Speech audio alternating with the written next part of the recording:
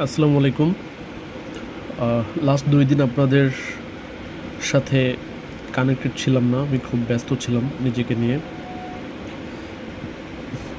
আজকে আসলে পড়াশোনার বাইরে একটা জিনিস নিয়ে আলোচনা করতে চাই, সেটা হচ্ছে গত আমি গতকাল রাতে মার্কিন এবং মার্কিন যুক্তরাষ্ট্র এবং ঢাকার সাথে যে চুক্তিটা হয় নির্বাচনের ঠিক 3 দিন পূর্বে, এই চুক্তির যে আর্টিকেলগুলো এগুলো কালকে আমি ফার্স্ট টু লাস্ট আমি কালকে একটু অ্যানালাইসিস করলাম এবং পড়লাম।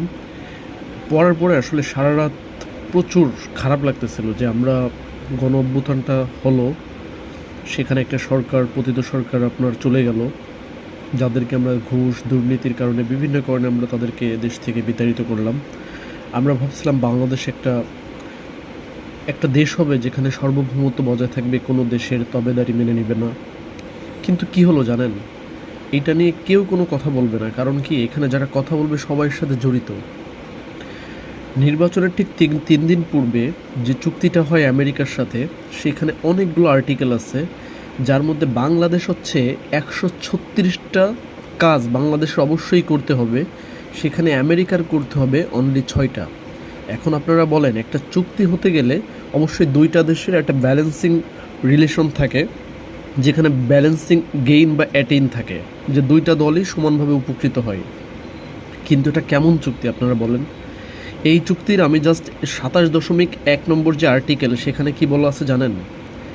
আমাদের দেশ আসলে দুর্বল, আমাদের দেশ অর্থনৈতিকভাবে একটা দুর্বল দেশ, একটা গরিব রাষ্ট্র ছিল, এখন আগে থেকে অনেক ভালো।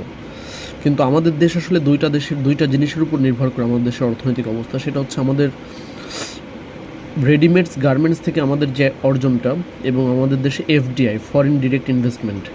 এখন আমেরিকার একটা চুক্তি হচ্ছে, বাংলাদেশে যে সমস্ত দেশ ইনভেস্টমেন্ট করে, এই ইনভেস্টমেন্ট যদি মার্কিন যুক্তরাষ্ট্রের সাথে তাদের সম্পর্ক খারাপ থাকে, এবং মার্কিন যুক্তরাষ্ট্র যদি মনে করে এই ইনভেস্টমেন্টটা মানে তাদের জন্য ক্ষতিকর, তাহলে তারা ইনভেস্টমেন্ট বাংলাদেশ তাদের সাথে করতে পারবে না।